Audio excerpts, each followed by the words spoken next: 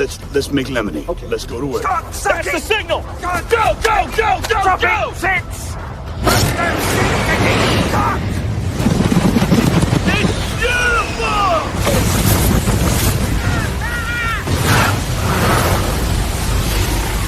Mother Nature just pissed her pants, dude! Start your day with a jolt of energy and no-holds-barred opinions. This is The Rush, where Travis Justice and Ross Peterson bring you bold, unfiltered, and uncensored takes on sports, life, and everything in between. Buckle up and let's go.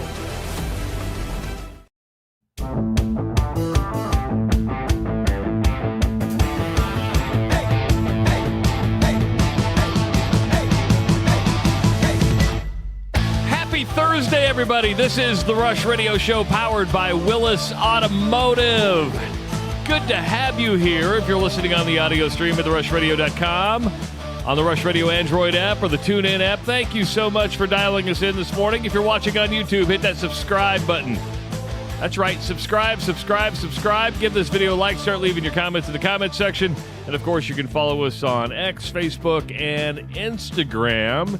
And if you follow us on X and Facebook, you saw a post from us last night, Ross, that sometime today, we are giving away Eric Church tickets. Yeah, Eric Church going to be at the Casey Center in Des Moines this weekend, and I know it's going to be a sold-out show. It's going to be a popular show, and, you know, we got a pair, because we know people. I know a guy. You know a guy. We know guys. We know guys. We do want to thank... we know guys and girls. Guys and girls, that's right. We know a lot of people. Yeah. We do want to thank Choice Creative for donating the tickets to Eric Church. And I know Mick, who was on with us yesterday, is going to be going to the concert. He's probably like, damn it, I bought tickets. I could have won. But no, so keep listening. You're going to have to call in to win them, just to let everybody know. You're going to have to call in. I actually have a trivia question ready for this. Oh, really? I do. Is it an Eric Church trivia question? It is an Eric Church trivia question. Unless it's what's Eric's last name, I won't be able to answer it. What type of music does Eric Church sing? Country. Is it country? I don't know. It's considered country. Yeah. He's a country music artist. And I know that because Williams loved, and maybe still loves, Eric Church. And that was but I don't remember, I don't know much about him, so I'm interested. So this will be fun for me. I'll learn something today. I mean, you know, during the break at some time, I could put it in our little private chat and go, hey, here's the question, and see if you know it. I left my laptop up at the office yesterday, so I can't rabbit hole on you today. So you can't rabbit hole on me? You know, I've got the. You have one job, Ross Peterson. I know. You have one job, and that is to rabbit hole. Blame Mark Charter. He took me to lunch yesterday. Okay. Jerk. Where did he take you to lunch? We ended up at Jethro's up there in Ankeny. Okay. Can't go wrong with some good Jethro's. Yeah, it's been a while since I'd had Jethro's. Just did the simple pulled pork sandwich or something like that. It was okay. I mean, I love pulled pork. I love meat. I've just come to that conclusion that I love meat. We have some killer barbecue places in town. We really do. Smokey D's is up off the interstate. Have you ever stopped there, Trav? I got to be honest. The only barbecue I've had, well, I've had two kinds of, and one doesn't exist anymore. Remember mustards? Oh, yeah, mustards. So, you know, me, Chuck Reed, Jeff Johnson, John Walters, when I was working at Channel 8, we would always go to mustards to get the mustards good deal. And we would have the mustards. What happened to mustards? I don't know. I don't have my computer. And I'm like, going to mustards, Des Moines. Well, they just kind of go the way of the dodo. I mean, that's the hard part about being a restaurant, right, is staying open over time. That's why when Bruno comes on a little bit later on, you got to credit. I mean, the longevity they've had with El Bait Shop, with High Life Lounge, even the tap room. I mean, it's not an easy thing to keep a restaurant open by any means. Mustards was a barbecue restaurant in Des Moines metro area, closed permanently in 2016. Because there was known for its barbecue and sugar biscuits. Oh, remember the sugar biscuits? I do remember the sugar biscuits. Now there was one up in the Drake neighborhood. There was one on the south side, because I remember going to the south side one a lot. I'm trying to think how many locations were in Des Moines. The one that I can remember, Trav, was in Windsor Heights, right on University. Oh, okay. Yep, you would come up over the top, right up over the top of the hill of 63rd, where it turns to like 15 miles an hour on that 4-lane University, so that Windsor Heights can revenue, that right there where they speed trap everybody, and I hate that. Are they still speed trapping everybody? I don't think they still do it, but it's still a thing where it drops down to like 20 miles an hour on the 4-lane road as you come up over the top of the hill. It's the dumbest thing. It's a little bit dumber than the freeway going from 60 to 55 back to 60 and then to 55 again as you drive through Des Moines, Iowa. Like, what are we doing here? 60, 55, 60, 50. And we have signs on the north side of town that say, hey, your speed is monitored by camera. That's not true. We leave the sign. I was always wondering that. I was always wondering that because when I come back from Iowa City or Muscatine, and I'm coming in, heading west. There aren't cameras heading west, right? Not when you're coming. No. When you're coming down, at that point you're still driving south, but you're on westbound. Yeah, that's a good point. That's the one that goes. Yeah, no cameras there, but they've got the sign up that says speed monitored by camera. Because the only camera is over on 42nd Street, correct? Yeah, right by 42nd as you're going east through town. And you never paid your ticket, right? I've never got hit by that one. The one that I got hit by was the one that way out in I was in eastern Iowa, like out by Ottumwa or something. Oh. And I got hit by one on a highway cam. And everybody told me don't pay it, and I've seen nothing of it. Nothing. No, hey, reminder, pay your $65.95 for Windsor Heights. Windsor Heights actually at one point, because there's a tiny little about quarter-mile stretch of the freeway that actually clips Windsor Heights. Windsor Heights wanted to put a speed camera on the freeway for that. And the DOT, in one of the DOT's only smart moves ever, they said, no, we don't want you doing that. It's not a safety issue. That's pretty clearly a revenue issue, and we love you guys revenuing for us, but that one's going to piss people off. That's not going to fly. You guys just keep clipping people on University or trying to get to High V, please. One time I went over the top of that hill, dude. I didn't realize I had hit like the little OK thing on my menu, and I had changed my miles per hour to kilometers. Dude, I didn't even realize it, Trav. And I came up over the top of that hill, and my eyes, to make sure I wasn't speeding, I looked down at my speedometer, and I'm going like 48. I'm like, I slammed on the brakes to get down to 20, and now I'm going 20 kilometers an hour, which is like 9 miles an hour. You're like, why am I going at a snail's pace? That's what I hate about when I rent a car in Europe is that, all their things are set on kilometers per hour. And I don't know how fast I'm going. Now, luckily, the signs tell you exactly how many kilometers what you're supposed to, but it's still that mental thing, like, how fast am I going?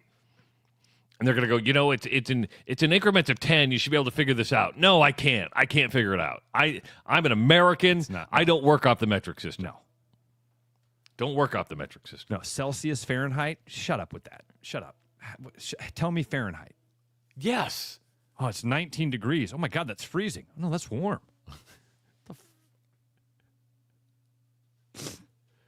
Yeah, it throws you off every time. Hey, how long do you plan on working in your life? I mean, Trav, I'll be real honest with you, dude. I have no plans on retiring. I really don't. I'm not. And first of all, I'm not financial. I'm not in any financial place to be retiring or thinking about it. But I love what I do.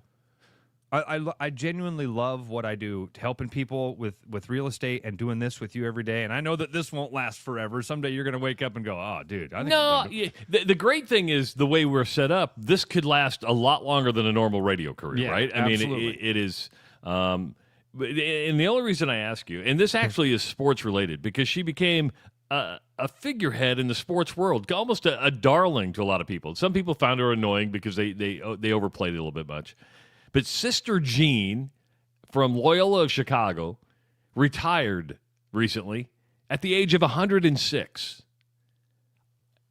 When I saw this yesterday, Ross, I went, Sister Jean's still alive? I did. I forgot that she was still alive. And then I went, she's 106 years old. And I'm like... Did you see in the article, Travis, how long she's worked for Loyola? Was it? No, she's been in this job since, the 90s, I believe. Well, she's been in this position for since the 90s. She's worked at Loyola for 60 years. Okay, now that's amazing. That's amazing. She's worked at Loyola for 60 years. Travis, that means she didn't get that job till she was 45. That's like your age. Yeah. It's just a couple years older. That would be me starting a new job and then in 60 years hanging it up. I've often thought about, my grandma lived till she was 99. And I had another grandma that lived to be 101. Or a great grandma that lived to be 101. And I've thought, do I want to be alive at 100? Do I want to be alive at 106? And I don't know if I want to be, because the odds of anybody still being around you would be slim to none. I mean, it's very possible that if you're 106, you've buried a child that lived a full life. Maybe most of your children. Yeah. And maybe some of your grandchildren. It's a possibility. 106. Now, if my faculties are still there, that's one thing. But, she's in a wheelchair. Understandably so. You're 106 years old. I feel like it's more mentally. If you're mentally, and obviously she is, it's an amazing run. Really cool. Sister Jean. 100, and she's not dead. She's just like, I'm not gonna say the pregame prayer anymore. She rose to like real social prominence in the NCAA tournament. Yep. When Loyola made that run. When was that, Travis? 10 years ago? Let's see. Porter Mosier's been at Oklahoma, 4 or 5 years? I think I'm just going to throw a number out there. You tell me if I'm right. I'm going to say 2018 is when Loyola went to the Final Four. Ooh, now I got to look that up, because I was just going to look at the Sister Jean article and see if it referenced when. But I think it was when Loyola went to 2018. Her profile rose sharply during the 2018 NCAA tournament when cameras frequently caught her courtside cheering on the Ramblers. I wonder if she's going to collect Social Security now that she's retired. Social Security's like, boy, you've delayed your payments a long time. I got my Social Security thing the other day. And this is the part of getting older when they tell you, hey, you're getting closer. If you retire here, your payments are going to be here.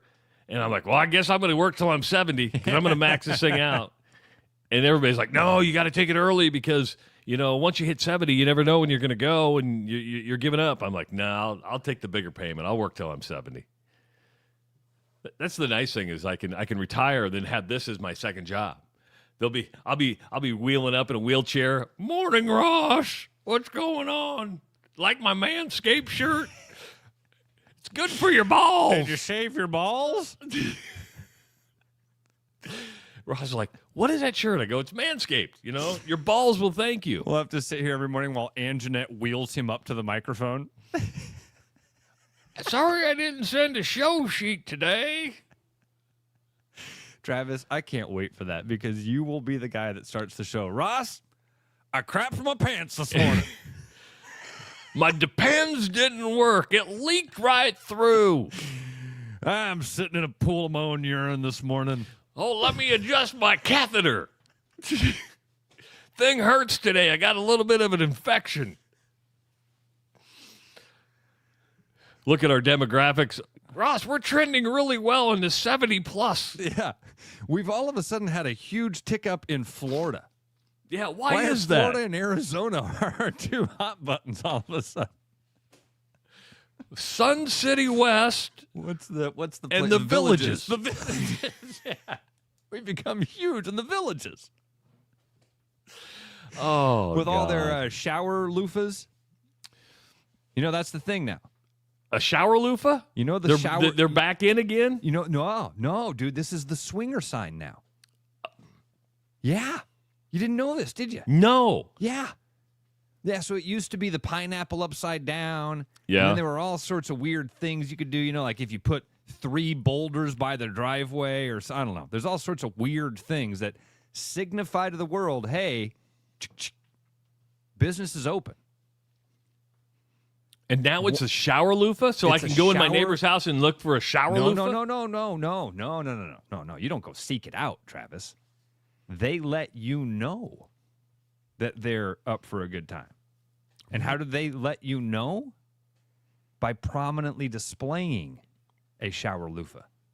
So, like, if you see a shower loofah hanging from the tree, some people would look at that and like, that's weird. No, well, that's a sign. Here's the problem with swingers. Okay, is they're way too obvious.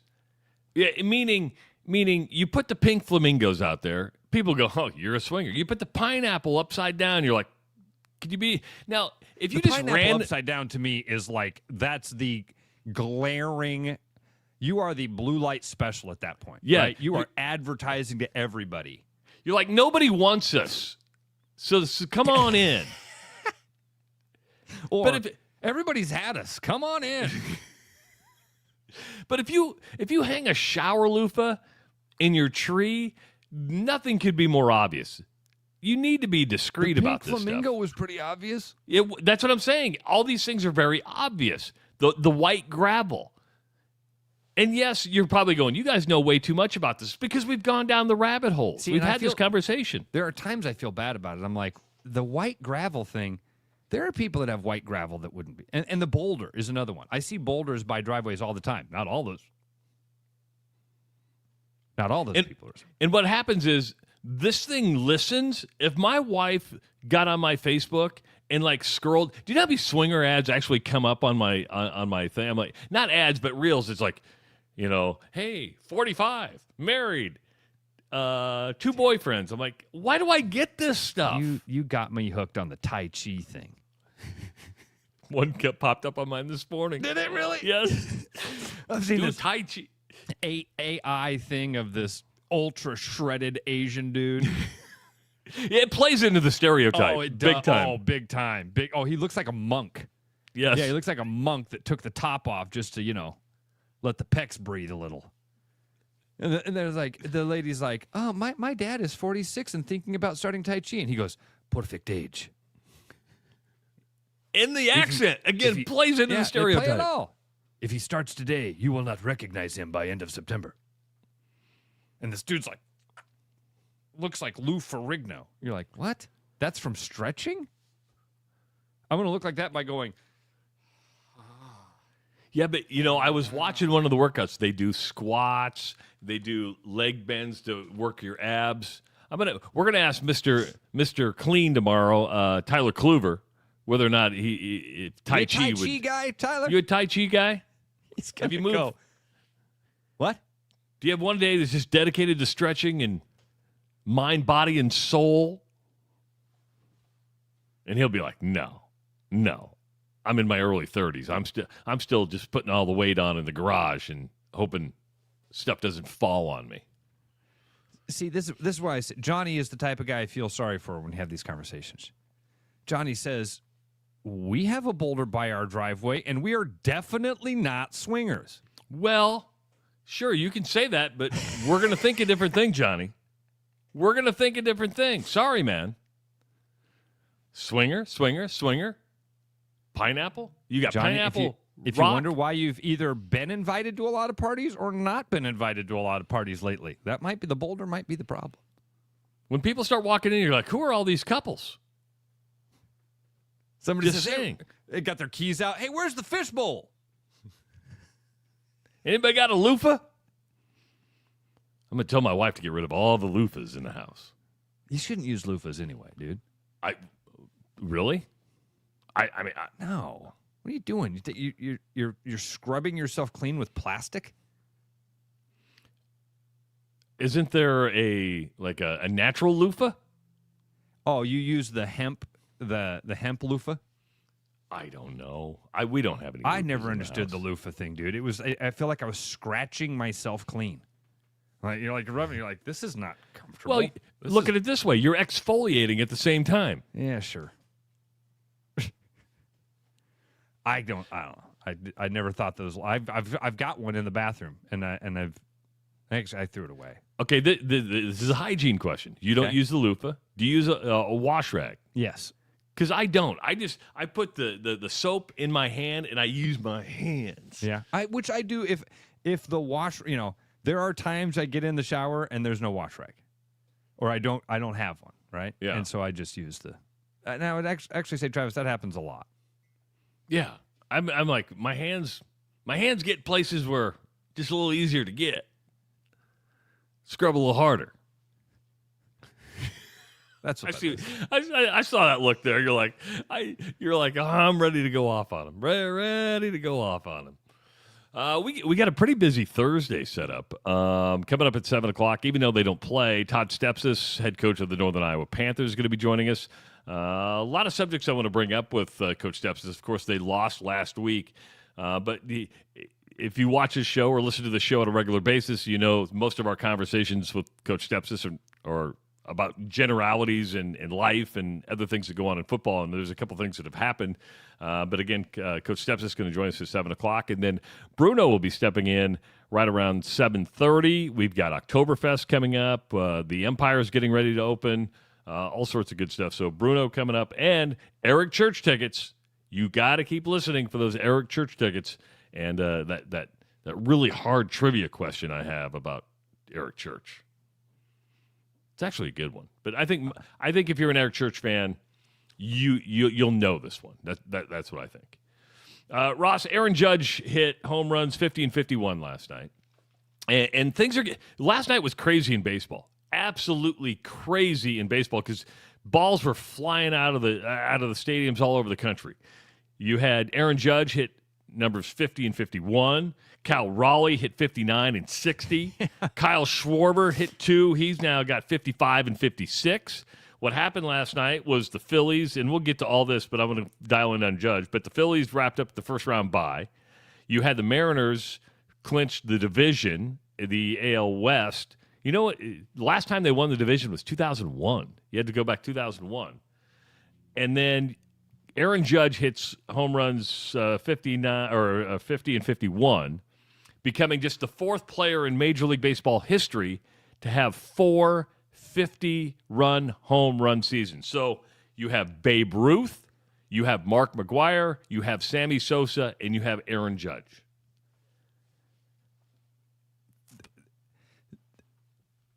All of these things are insane. Cal Raleigh going for 60. Schwarber's up above 50. Back-to-back 50 home run seasons. He's the first guy since he's the only other Yankee besides Babe Ruth to do back-to-back 50 home run seasons.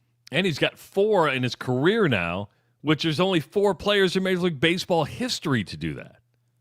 And 2 of them were juiced. Good point. And only one of them are in the Hall of Fame because of the juicing. Yeah. And the Toronto Blue Jays lost, and now the Yankees are tied with the Blue Jays for the AL East lead. Crazy time. I mean, baseball is really exciting right now, but it doesn't – are people into it? We talked about it the other day. I go, you into baseball yet? You're like, not yet. And it's getting my crazy. Love of baseball, it's one of the most odd things. I was a baseball freak. It defined me for a long time, man. And now I just follow the Yankees. I get the updates when the Yankee games start, when they score, final score, and that's about it. Pay attention to the Cubbies from time to time because my dad's a big Cubs fan. Most of my friends are Cubs fans. Like talking about the Cubs. Dude, last time I sat down to watch a regular season baseball game, it would have been opening day a couple years ago. That I really went out of my way to sit down to watch a Yankees game. Just made a plan with a buddy to get together, and the purpose of us getting together is for the Yankee game. It was opening day of probably 2023. I could tell you, it was the first day that Volpe was the starting shortstop for the Yankees, so I think that would have been for opening day of last year. Okay. Last time I sat down to watch my favorite baseball team play a game. And I mean, and I've watched the Yankees since then. Last night as I'm at dinner, the Cubs game was on, and I'm watching the Cubs game. There was another one that was on I was kind of keeping an eye on, too, that was fun. but there was also college volleyball on TV, and I was enthralled by that because it's such an athletic. They're so athletic. I don't know. I wish I knew what happened, dude. I just don't have that passion and love and desire to seek out baseball like I used to. Do you think? I think Aaron Judge is a household name. I Absolutely. do. Meaning, you don't have to be a sports fan. If you go Aaron Judge, you're like, oh, the big guy from the Yankees. Cal Raleigh, not so much.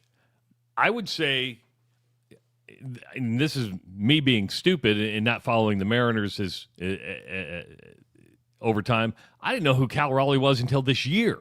Yeah. And the only reason I knew that is like when he hit 50, you're like, oh, look at that. A switch-hitting catcher has hit 50 home runs. Yeah, he's on a roll. He was rolling at the All-Star break, and that was about the time some of my buddies were like, oh, man, we should know this name. And, Travis, it'll take a while for Cal Raleigh. First of all, he's in Seattle, not New York. Judge, well, that's true. Aaron Judge has his 4th 50 home run season. So you've got to have some longevity here. Hitting 60, dude, that was the mark. That was the mark for a long time. Yeah. Now it's like, oh, you got 60. Impress me, hit 72 and beat Bonds. Yeah, I mean, 60 home runs. I mean, just go back to when McGuire and Sosa were chasing Roger Maris. Yeah. I mean, network TV broke in just to show if we're... Oh, dude. What a time. Yeah. What a time. And you did. Everybody did. You were glued to it, man. Oh, my buddy and I, for when McGuire was going to hit 62 against the Cubs, we went to a golf simulator. And they had it, so we were able to hit golf balls, and then on the screen next to us was McGuire. Remember, he hit the home run off Steve Traxel for the Cubs, and then missed first base. Remember that? Oh, I don't remember that he missed first base. He was so excited that he jumped over first base and had to go back and touch it and celebrate added with the his drama. First base coach. Yeah. And then Sosa came. And then they had a big celebration at home plate. Sosa came up because nobody was ever going to hit 62 home runs. And that's what added to it was, I mean, it was coming off the strike. You had these two pretty big personalities in McGuire and Sosa, and it was back and forth all year. This year, it's just it's some switch-hitting catcher out in Seattle's hit for 60. Who cares? But Judge hit 50 again. Ruth, McGuire, Sosa, Judge. Does Phillies he belong? I mean, I get the stat puts him there. When you think of great home run hitters, will Aaron Judge go into that? Here's my take on it. I'm not sure it will, because I've always thought that the most important thing about baseball stats were to keep them in relation to the guys around them. The game changes so much. The ball changes. The bats change. Things change. Technology. And I think that the most important thing that makes baseball stats stand out is against their peers. It's like when Babe Ruth was hitting 59 home runs, other teams weren't hitting that many home runs. The other best home run hitters were hitting 10, 11, 15 home runs, and this guy comes out and hits 59. Yeah. That's amazing. That, to me, is that's a different level, right? When you've got multiple guys going over 50 home runs, it waters it down a little bit. It does water it down. It didn't with Sosa McGuire.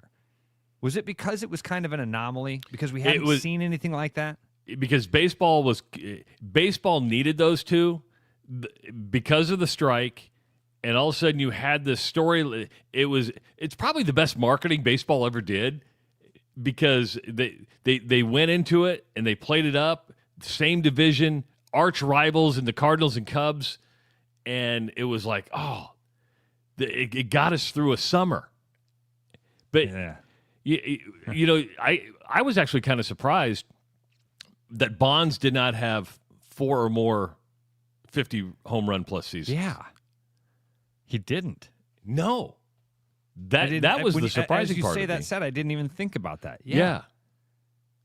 So that shows you how hard it is to hit 50 home runs. So you're right. We have guys hitting home runs left and right, But to do it consistently, go over 50, is not an easy thing to do if only 4 guys have done it. I got to look up Barry Bonds' seasons now because he had so many amazing years. But just obviously not with the home runs. Okay, let's go here. How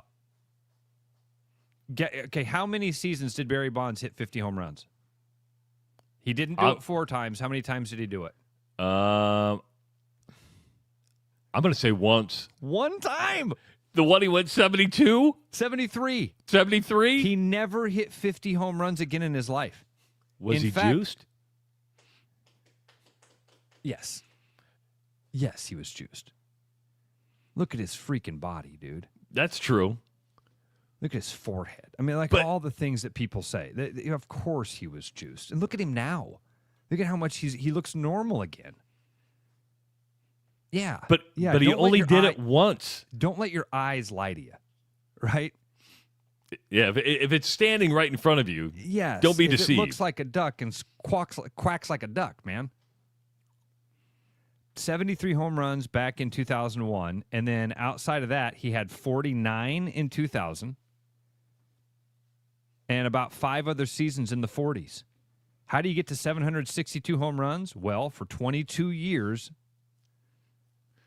you hit 30 plus. 30, yeah, 25 to 50 home runs to 73. Was he juiced? So No, Judge has gone for 4 seasons. seasons at 50 plus. How many career home runs does he have? Oh, boy. I got it. I have the answer. I'm asking you. Oh, I'm going to get, because he's not, I'm going to guess he's nearing the 400 mark. He's at 366. Okay. Does he get to the 5? He should get to the 500 mark, right? He's 30, you know. 4? 34. Is he 34? Why wouldn't they have their age on Baseball Reference? That's just dumb. First thing should be age. Should be. Let's see. It does have his age if I get down here far enough. 33. He's 33? Yeah, he gets to 500. Okay. 515-517-2303. Talking some college football, we come back. Some news out of Indiana camp. Some big news that the Hawkeyes are going to have to face when they come back on the Rush Radio Show, powered by Willis Automotive. The Rush Radio is now on the free TuneIn app, allowing you to enjoy the show on Apple products and Android Auto. Download the free TuneIn app and search The Rush Radio to take Travis and Ross wherever you go.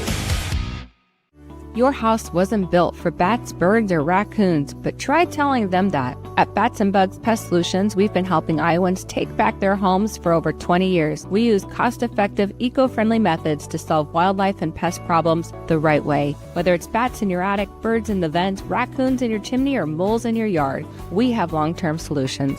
Call Bats and Bugs Pest Solutions today at 515-218-3400, and let's make sure your home doesn't become their home. There's more Iowa in the Iowa Tap Room than you may realize. Housed in a building nearly as old as Iowa itself, the Iowa Tap Room greets you with a harvest of 120 Iowa craft beers on tap from all corners of the state. And the food doesn't get much more Iowa than this. The Iowa Tap Room, all Iowa beer, one amazing place. There's always something new at Fong's Pizza. The patio is open and ready for you, your friends, and an ever-changing menu of tiki drinks. Or try our new noodle dishes alongside your favorite slice. It's all happening this summer at the new Fong's in the East Village. Thinking about buying a home? Get pre-approved in 30 minutes with Gary Presnell at Northwest Bank in Des Moines. Gary offers first-time home buyers programs, VA, FHA, IFA, and conventional loans. Call Gary at 515-975-6767 or find his profile at nw.bank. Member FDIC Equal Housing Lender. You know, Brian, at Central City, we really do have the best selection around. I know. High-quality stuff you can't find anywhere else. Whistle Pig Plantation Rum. Yeah, and over 150 of the best scotches on earth. And a ton of bitters, mixers, and more. You know what we are? High class. Definitely high class, yeah. Make way for the natty. Okay, maybe medium class. Central City Liquor is home of the 10% cash coupon. And the Wooden Nickel program.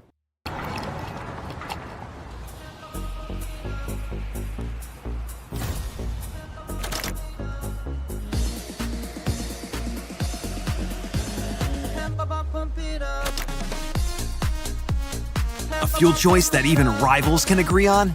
Now that's worth the hype. Cheaper, cleaner, and homegrown. Pump it up with unleaded 88.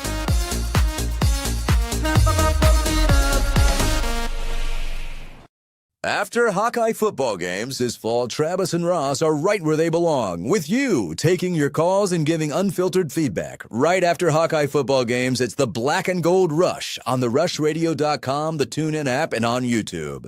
The end of summer means back-to-school shopping, new clothes, and school supplies. It also means the start of fall with all the incoming rain, rough roads, and eventual snow. For the month of September, we are offering a buy three, get one for $1 on select tires, $10 off all wiper blades, and $25 off installs of new batteries. Tackle the seasons without hurting your pocketbook. Give us a call or schedule online at willisinfinity.com.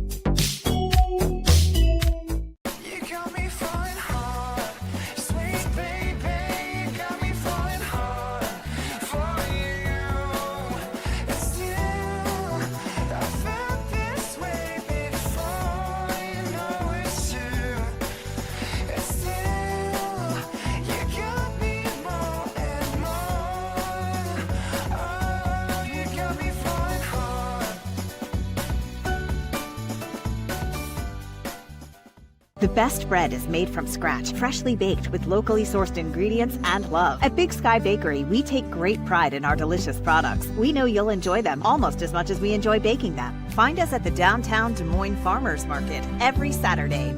Back like a rash you thought was gone. Travis and Ross aren't contagious, but they are addictive. It's the Rush Radio Show, powered by Willis Automotive.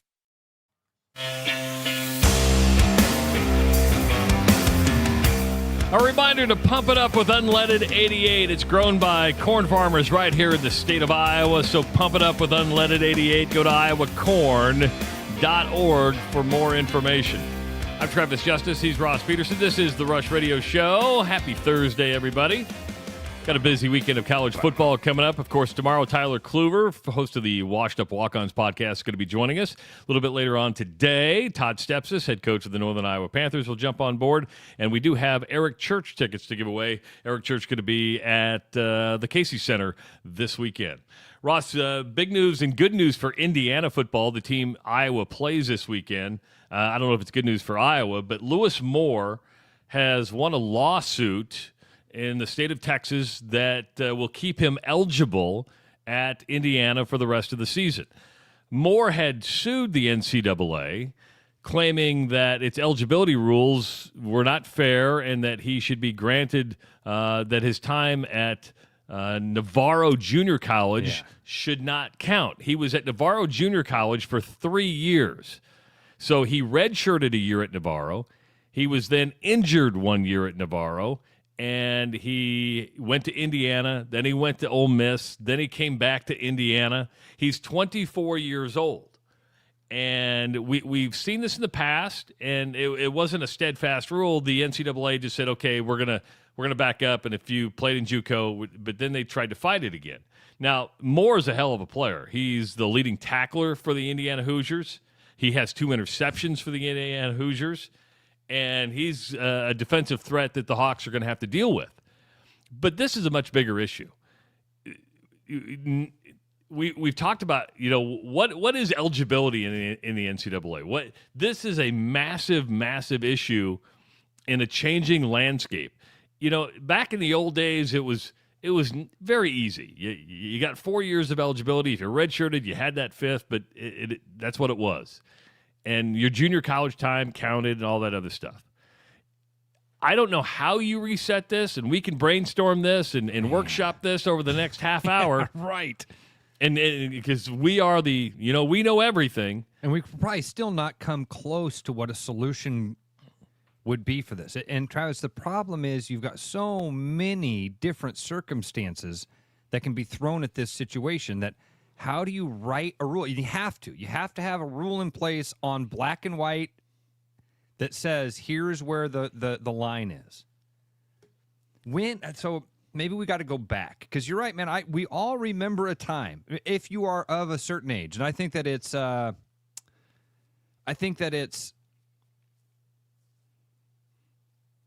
maybe in the last 15 years or so that I've seen that this massive change. We talked about the other day. There used to be a thing that we would hear about all the time, academically ineligible. Yeah. You'd actually hear about guys that weren't cutting the mustard in class. You never hear about that anymore. Not nearly on the level it used to be. Not at a major institution, not at a Tennessee, a Georgia, Alabama, and Iowa. You don't hear about academic issues anymore. I don't want to deprive, there are these amazing stories. That there was one I just got sent the other day about a guy that's playing for some college team who was like 46 years old. He graduated from high school. He decided to join the military and then got a job. He's retired now, and he went back to college. And he thought, hell, I'm still in good shape. I'm going to go join the football team. And he's on the football team. And he's playing, he's like the third-string fullback, right? I don't want to deny things like that. And I don't think we should. I think we should write in some sort of exemption for people like that. But something's got to change. The COVID year was a disaster. It was. Totally. We kind of wondered what Barry Alvarez was doing up there in Wisconsin when Barry Alvarez says, we're not doing this. If you want to take advantage of that, it's got to be at a different university. We are not going to do that COVID year stuff. And at the time we were like, oh man, that's not fair to all those players. And I look back at that now and go, he was absolutely seeing because through the he was like, we've already recruited. We don't have the money to give these. I think I have a pretty simple way to do this. Okay. And that is now the one because what we have now is we got transfer portal, we have medical red shirts, we have all this stuff, right? I mean, it just gets convoluted. I think it would be fair, and you even include JUCO years, is that you have from the time you graduate, you have 6 years of eligibility, and you're probably going, well, hold on, school's 4 years, but back up and punt. And what I mean by that, football now is a job. You are getting paid for a job. A normal student would take 15 credit hours per semester, maybe sometimes more. Now, football players during the season probably take 12, maybe 9, depending on where they're at, and they try to make them up in the following semester. So I think I'm being fair to say 6 years of eligibility. It starts from when you graduate, and if you go to JUCO, you've lost 2 years. I mean, that you're playing football, but you have 6 years, and that's your window. You need something, because that takes into account a redshirt year, takes into account a medical redshirt year. I think I'd be okay with 5. Okay, and that's fair, but then that doesn't account a medical redshirt. You know, life ain't fair. That's okay. Life ain't fair, and if you have an injury, that's a part of sports. And if you're good enough, rehab and get back out on the field, and life ain't fair. And we can't make rules so that it's like, oh, Jimmy hurt his ankle. Well, we really want. It's not fair that Jimmy doesn't get to play with everybody else. Jimmy got hurt. Jimmy wasn't good enough to be on the field that first year, so we had to redshirt him. And then he wasn't healthy enough to be on the field the second year, so he loses. So that there has to be rules. And I don't like this idea of that a guy can now, like this. Lewis Moore is a good example of it. You spent 3 years at a junior college. You're 3 years at a JUCO. You're not supposed to do that. So what's the penalty for doing the thing you're not supposed to do? What's the penalty for not doing the schoolwork that you were supposed to do to get out of a community college in 2 years or junior college? Because instead, we're rewarding this guy.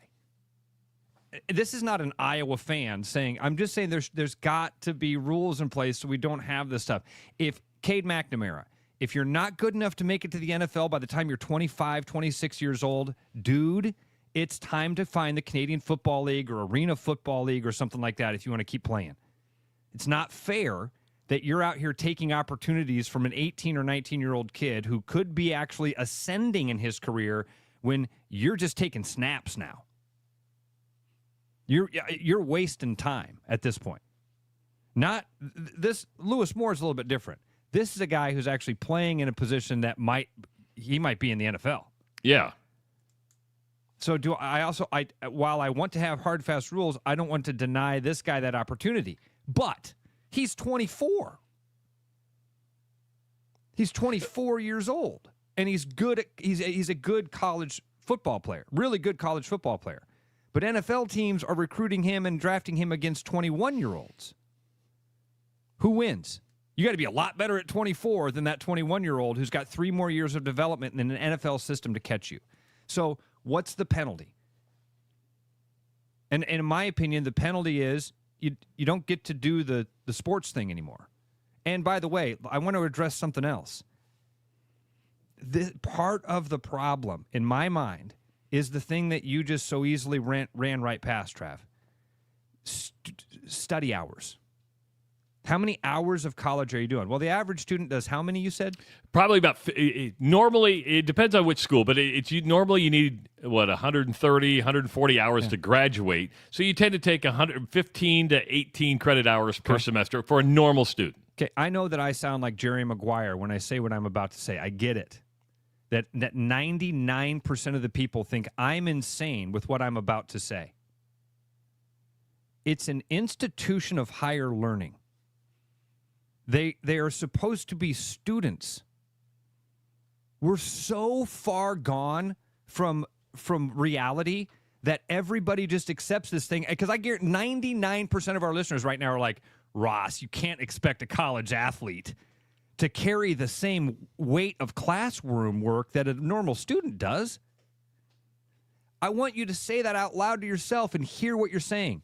We can't treat this college student like other college students. He's special because he makes us money. And only a handful of kids, and you have to look at the whole roster. Of the 100+ kids on the roster, only 20 are money make. I mean, you know what I'm saying? Hold on. Only 20 are making money individually. They're all part of the system that's generating revenue for the institution. I guess my point being is that those other 80 are really there to get a college degree. I mean, they're going to need a college degree. So then why are they doing the full 18 hours of classwork? No, because they have to do the same. What are we talking about? Because you just got – this is what I'm saying. I know I'm in the minority. I know that 99% of our listeners right now – and I'll be mean. I'll say this. We've all been brainwashed. We've all been brainwashed to just repeat this stuff. You can't expect a college football player to do college too. We can't allow – we can't make these guys go to class. We got to beat Indiana. We got to get our priorities straight. We got to have a 24-year-old, 25, 26-year-old kid who we've jumped through all sorts of loops and hoops and stuff so that we can get him out there on the field and win a damn football game. What are his grades? Shut up. Shut up. We don't care if he graduates. We don't care if he transfers. We need to win the freaking football game. We're so far gone.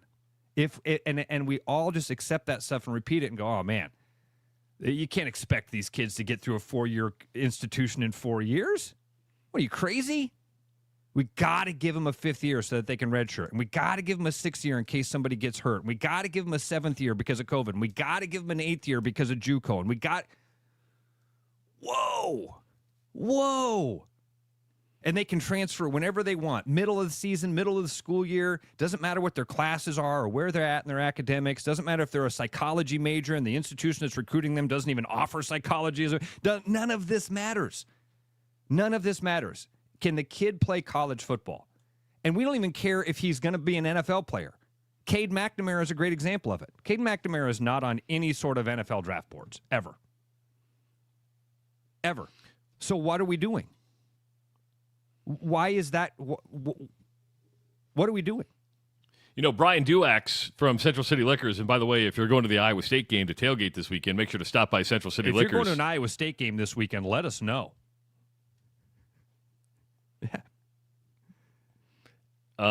He just texted because his son plays college soccer, right? College soccer now filled with 22 to 26-year-olds from all over the world. Hard for a 17 or 18-year-old American to get chances anymore. Yes. Yes. I was talking with my dad about volleyball. We were watching college volleyball last night. When we were at the restaurant, it was on like Texas A&M women's volleyball. Yeah. And it's amazing. And I even said to Dad, I'm like, Dad, you ever been to Grandview? He's like, no. And I said, we should really go over there and watch that men's volleyball team play. And Dad goes, I didn't even know they had men's volleyball in Iowa. I said, yeah, well, most of the team's from New Zealand. Which is true. And he's like, what? At Grandview University on East 14th in Des Moines, you got a bunch of New Zealanders? I'm like, yeah. Yeah, and the soccer team has a bunch of English kids, and Grandview recruits internationally in those other sports. This is a question I actually want to ask Todd Stepsis about because, I mean, it affects all levels, but I found it interesting that you said 5 years, and I actually went 6. But yeah, the problem here is much like the NIL, is that you have all these other state laws that are, all these states have their own NIL rules, which nobody can compete at the state. There needs to be a universal thing to where everybody's competing. He won this case, Ross, because it violated Texas antitrust laws. Well, he plays in Indiana. He hasn't been in Texas since he played at Navarro Community College. But yet it violated Texas antitrust laws. I get it, but you're using a loophole to get around it. And I'm happy that he gets to play because he started playing, but you need to look at this holistically and say, okay, is it 5 years? Is it 6 years? Again, with exception for military or something else, why not have an age? That's what we do in high school. In high school, we say once you turn 19 years old, you are no longer, even if it's mid-season, you turn I think that's what it is in Iowa. If you turn 19 years old, you're no longer allowed to play with the 14-year-olds. You could hurt somebody. Yeah, you're a man. But in college, we go, you're a man. You're 18 years old. Get out there with that 26-year-old who's been playing this game for 8 years. And none of us bat an eye at that. I think maybe there's an age limit, and then you allow for exemptions if there's like military or religious stuff, something like that. Yeah, it's like when the Mormons go on their mission. Yeah. That's what I'm specifically thinking about. But I think that you allow that, you type that in there, and it's yeah. So apparently, I love these two comments back to back. Thank you guys so much. Greg says it is 20 in Iowa, not 19. So if you're mid-season and you turn 20 years old, and my son, quite frankly, over at Roosevelt in DMPS, we get this happen from time to time because of the number of immigrants that have come here or refugees. Eli has a friend on his wrestling team named Christian. He's an amazing young man. He came from an African country that was in a civil war. He is a terrific young man. He's a really tough wrestler. He's going to turn 20 this year in the middle of the season. And I don't have a problem. 20-year-olds shouldn't be playing with 15-year-olds. I'm totally fine with it. Yes. So if we all agree with that, why don't we just extend that into the next era? Why don't we go, okay, so then when you go to college and you're now 18 years old, or sometimes we have 17-year-olds playing college now, but you can go, you can play against anybody at 17. Well, wait a minute. We just had a rule that a 17-year-old couldn't play against a 20-year-old. So why do we just ignore that now that the kid moves on to college? He can go out there and play soccer against a 26-year-old who's been playing international competitions. I mean, there is a reason the NFL says you have to be out of high school at least 3 years to play in the National Football League. Yeah. Because they don't want to... They're going to kill you. They're going to kill you. Basketball is not the same thing, but I don't think it's an apples-to-apples comparison when you compare the National Football League. Agreed. Not the physicality. You're not having, nothing close. You can play in the NBA at 16, 17 years old if you're good enough.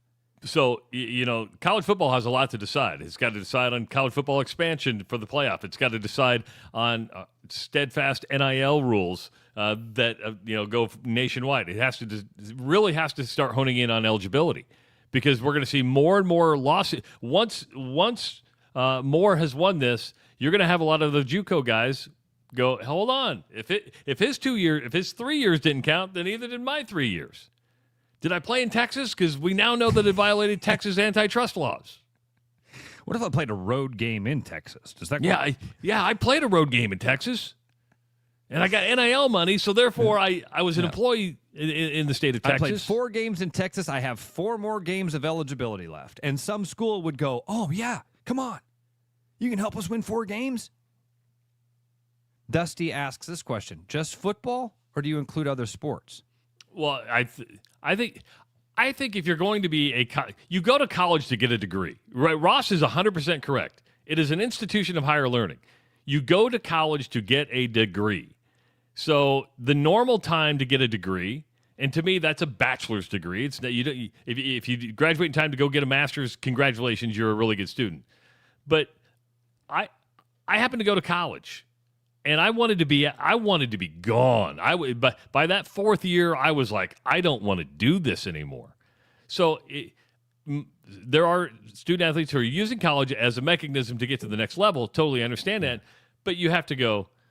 I mean, if Greta's at SCAD in 6 years, I'm going to go, we got a problem here. Right. You were supposed to be done 2 years ago, right? That's a good point. We're not going to continue to fork over the money because you haven't graduated yet. Yeah. Sorry. But in the sports world, we do, because Travis, and we know it's a shell game, but the universities have to pay for these scholarships. Right? The universities they have to pay to put kids on scholarship. So when you bring in a 26-year-old grad transfer, blah, blah, blah, blah, blah, to win some football games, it costs you money. And I use all those air quotes. If you aren't able to watch, I use all those air quotes to signify the freaking idiocy of the shell game that we're told is played. But if the NCAA came out and said, okay, we're going to try to fix this, you're on a clock for 6 years. So if you graduated high school at 19, or we could go 5 years. I'm flexible, but that might be the best way to do it. Now you're going to have lawsuits that there'd be more. You could sue over anything. But I'm with you. I mean, there just comes a time where get your degree, either get a job or go play at the next level. 515-517-2303. When we come back, Todd Stepsis, head coach of the Northern Iowa Panthers, scheduled to join us. We'll actually talk to him about this and his thoughts on what eligibility should be. On the Rush Radio Show, powered by Willis Automotive. The Rush Radio is now on the free TuneIn app, allowing you to enjoy the show on Apple products and Android Auto. Download the free TuneIn app and search The Rush Radio to take Travis and Ross wherever you go. You've got enough on your plate, so when it's time to reset, grab a Fresca. Bold citrus, zero sugar, zero caffeine. Just clean, crisp refreshment that never goes out of style, whether it's post-work, post-gym, or just a break from the noise. Fresca's got your back. Pick up a Fresca at your local retailer today. Your house wasn't built for bats, birds, or raccoons, but try telling them that. At Bats and Bugs Pest Solutions, we've been helping Iowans take back their homes for over 20 years. We use cost-effective, eco-friendly methods to solve wildlife and pest problems the right way. Whether it's bats in your attic, birds in the vent, raccoons in your chimney, or moles in your yard, we have long-term solutions. Call Bats and Bugs Pest Solutions today at 515-218-3400, and let's make sure your home doesn't become their home. School is back and summer vacation is over. With a year of school activities and drop-offs ahead, your tires are going to be working as hard as their students. Staying on top of regular maintenance like tire rotate, balance, and alignment is key to increasing the life and performance of your tires. And right now, we are offering a back-to-school special, $199.95, tire rotate, balance, and alignment to help you stay rolling. So give us a call or schedule online at LandRoverDesMoines.com.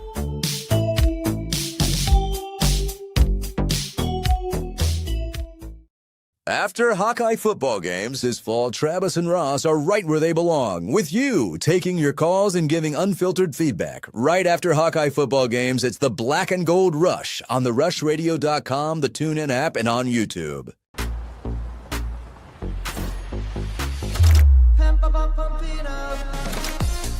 A fuel choice that even rivals can agree on? Now that's worth the hype. Pump it up with unleaded 88.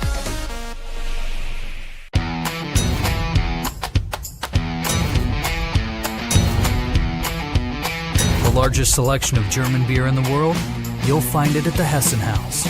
From Doppelbocks to Oktoberfest to Hefeweizens and Dunkels, there's no passport needed for the deliciously different beer and food at the Hessen House. So grab your friends and make it a fun night out. The Hessen House, 4th and Court, Des Moines. You know, Brian, at Central City, we really do have the best selection around. I know, high quality stuff you can't find anywhere else. Whistle Pig Plantation Rum. Yeah, and over 150 of the best scotches on earth. And a ton of bitters, mixers, and more. You know what we are? High class. Definitely high class, yeah. Make way for the natty. Okay, maybe medium class. Central City Liquors, home of the 10% cash coupon. And the Wooden Nickel program. Back like a rash you thought was gone. Travis and Ross aren't contagious, but they are addictive.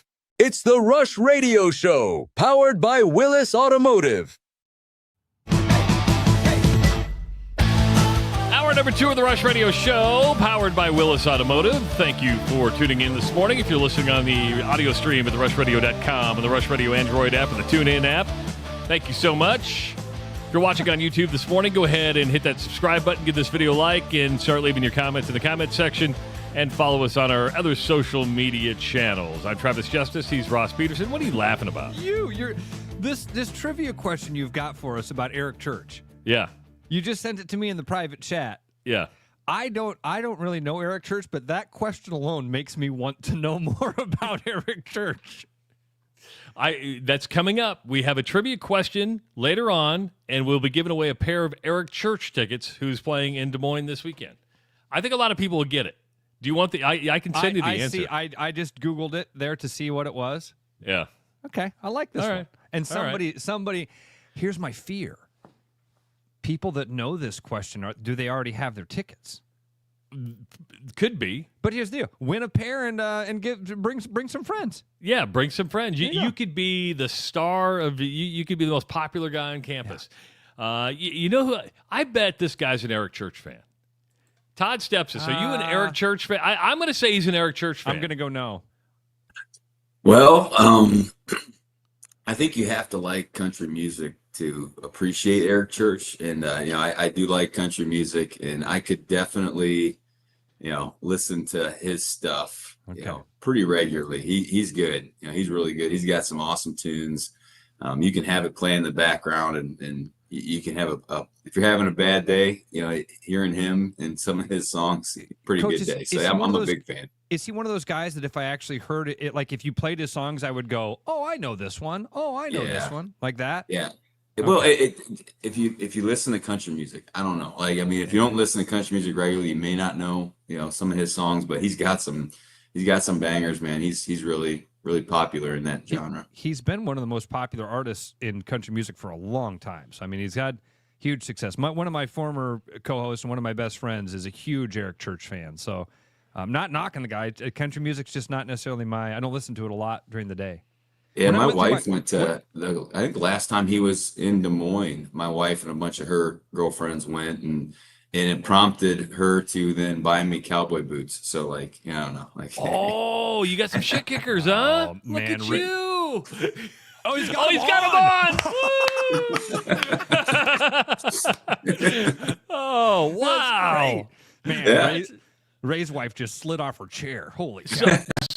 So what music, do you play music at practice? And if so, is it a variety of music? Who gets to Who gets to pick the music list? That's a good question. Oh man, if there's not music, I'm asking where's the music? It just it brings an extra vibe and extra energy, and we do go all over the place. So some of the music I don't like. I growing up in the '90s, I liked a lot of the hip hop stuff in the '90s.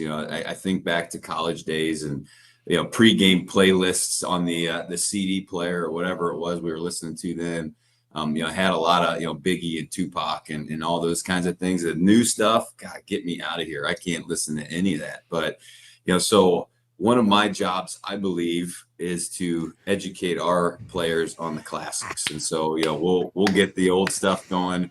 We're always playing music before team meetings, and I'll pick, random things. Sometimes it's like Michael Jackson. Sometimes it's like Eric Church, and I'm all over the place. I think, it brings a little something for everybody. All right, 90s boy, are you a Michael Jackson fan or Prince fan? If I made you pick one. Ooh. Prince is awesome, but gosh, you can't go wrong with Michael Jackson. Me and my wife, we're big fans. We always have that playing in the house. Wow. I'm more of a Prince fan. I'm trying to convince the kids, but man, that's a tough sell to kids. Yeah. I mean, I think once you put him on, though, like I think it's hard not to start bobbing your head and start tapping your foot. You know, I'm a PYT guy. I like me some PYT. I can do that with Michael Jackson. Oh man, just that Michael Jackson. I mean, I put that on, and even the guys that, I mean, believe it or not, there are players that are like, who is this? And I'm like, oh my god, it's like, and so, but they come in the door, and then they start kind of bobbing their head, and a lot of them do still know Michael Jackson, but that's good. It's great. Well, their parents failed them if they don't know who Michael Jackson is. Just say you just say, I like your mom and dad because they let you come here, but they failed you if you don't know who Michael Jackson is. We have some great parents, but if that's our definition of failing, like, no doubt, like, come on, like, what are we doing here? Before we don't have to talk about last week's loss, but we were having a big conversation before you came on, and it was about Lewis Moore at Indiana. He won a lawsuit yesterday that granted him full another year of eligibility. He'd played 3 years at a JUCO, or is at a JUCO for 3 years. He then went to Indiana, then to Ole Miss, back to Indiana, and you deal with eligibility all the time. And we were like, you know what? There's got to be some restriction here. And so I came up with, maybe the NCAA should just say 6 years. That's what you have. Ross said 5 years. As a coach, I also think maybe, Coach, there could be like an age limit. You know what I mean? You give exemptions for military or religious reasons, but I feel like, in high school we say once you're 20 years old, you don't get to compete in high school sports. Have you thought about this? I mean, I know you got a billion things going through your head that are way more important than this, but during your off season, have you guys sat around and thought about what eligibility should look like? Yeah, I think just like everything now, it's just like, put some guardrails on some things, and let's not widen the plate. That's why we use that analogy all the time with our team. It's like, home plate is this wide, and the minute we start, widening the plate or moving the goalposts, like, then it starts really going all over the place. You make an exception here, then you got to make an exception here, and I think someone needs to come up with some concrete rules. And I think, to your point, are there exceptions to the rule? Religion, I think, is a good one. I mean, you think of, we're just in Utah. There's a team that we just played. Had I'm sure several guys that went on a Mormon mission, and or 21-year-old freshman or whatever it is. And so I think there are, like, maybe religious exceptions or military exceptions, like you said. But I mean, we talked about it last week, right? Amateurism, like, what is that now? Yeah. I mean, all of a sudden, like, you got grown men, continuing to play, and you got 18-year-old kids or 19-year-old kids, and it's just, I don't know. I mean, let's put some rules down. And the old rule was, once you started, man, the clock was ticking, and you had 5 years to play 5, and tough luck if you had a year left and your clock was done. And I just think we need to go back to that. I think we just, hey, once it starts, it starts. But, funny story, and I can't remember if I was talking about it on this show or not. My junior year, we won the conference title with a 60-year-old. Now, I was D2, but he came back. So D2 doesn't have clocks, so you have 4 seasons to play. And this guy, he came on, he was on our team for that year, his last year eligibility. He was 60 years old. Edgar was his name. And we got kind of national notoriety about it and everything. His name was Ed Gar? No. So Edgar was his first name, and then Barone. Like, so he had a little bit. I don't think he was born in the States. It's like, holy cow, his full name was Edgar. That's amazing. Yeah, Edgar. Yeah, no. But he was. He got in the game one time, and he would actually we would stay after practice because he wanted to, like, tackle, so we'd let him tackle us and stuff. But we we talk a lot of times. This is kind of a fun story too. We talk a lot about, like, favorite football memories.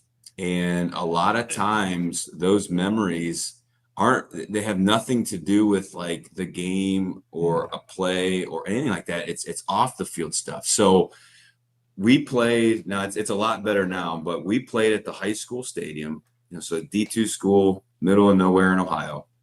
Played at the high school stadium. Right behind the home side was an apartment complex, and that's where Edgar lived.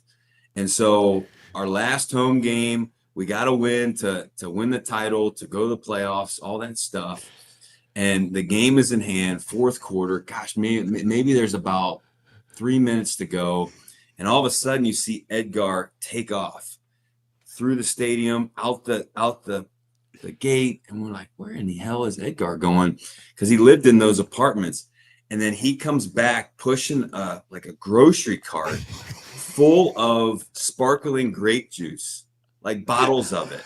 And so here we are, like in the locker room, like popping them like we just won the World Series. Coolest memory ever. I'm sure our equipment manager was like, because it wasn't like, it was like grape juice, so I'm sure there was probably stains and whatnot on the white parts of the uniform, but like I'll never forget that moment ever, and it had nothing to do That's with the coolest. That is so cool, Coach. And then I want to track down Edgar. Oh yeah, it's Edgar. It's not Edgar. It's Edgar. Well, it'd be interesting if he's still alive. But so when he was done, because again he had 1 year to play, he was done, and it's like, man, what's next, Edgar? And he's like, I'm going to Pamplona and I'm running with the Bulls in May. I'm like, oh. So this guy was like a pretty neat Renaissance man. He had done a lot, and I think he was just checking stuff off the bucket list. And one of them was play college football and win a championship and celebrate with the boys. And bring in the sparkling grape juice. What a great memory, dude. He took off to his house and brought back a grocery cart of champagne. Where is he going? And then I don't know where he got the grocery cart. Like if they just like, you can have this. And it was Edgar. You know what? They went in, Edgar was like, hey, I'm going to borrow the golf. They're like, yeah, it's Edgar. He'll bring it back. He went and took it from a homeless guy who's pushing around all the clothes. Hey, I need that shopping cart. Yeah. That's a great memory. Thank you. While we're talking about eligibility, and that's a great story, and we're kind of with you, whether it's an age limit or whatever. And I'm not asking you to name players here, but Ross and I have talked about this when it comes to eligibility. Because when's the last time you, as a coach, have seen a player academically ineligible? Because you used to hear about academics all the time. You don't hear about academics and academic ineligibility at all anymore. Does it happen anymore? It does. Yeah. I mean, now, we're talking like, maybe one every year, maybe one every 2 years. So it doesn't happen very much. And the reason is like here, we have a team of academic people that we get reports and we get updates and so a lot of times when that stuff happens, a kid digs a hole that's just too deep and you're not on top of it quick enough to figure it out. And so, it doesn't happen much. And part of that too, you got to do your homework from a recruiting standpoint, so okay, if a guy's struggling academically in high school and that high school isn't, necessarily toughest, does he have the capacity to make it, at a good school, like ours or anywhere? And so, you don't hear about it much, but it happens. It totally happens. There's, as my dad would always say, surprises that aren't so great. And sometimes hey, so-and-so needs to pass, 3 credits in the summer. And he takes a class pass fail, and all of a sudden he doesn't pass it. And you're like, wait a minute, what are we doing here? And so it happens, but you don't ever hear about it. So I like that. The reason why we don't hear about it as much is because most universities are just staying on top of it a lot more than they used to when we were younger. Because you did hear about that a lot. There's just it is a dedicated effort. There is a thing, APR is still a thing. You don't hear much about APR rates, anymore, but that graduation rate and that score that the NCAA gives you, that matters to universities and athletics departments. So, they invest in making sure people are doing the right thing. All right, walk us. Oh, go ahead, Trav. Go ahead. I was going to say, I had a major college, Power 4 college basketball coach tell me one time, he goes, I can keep a dead guy eligible. I'm like, oh. I'm like, well, okay.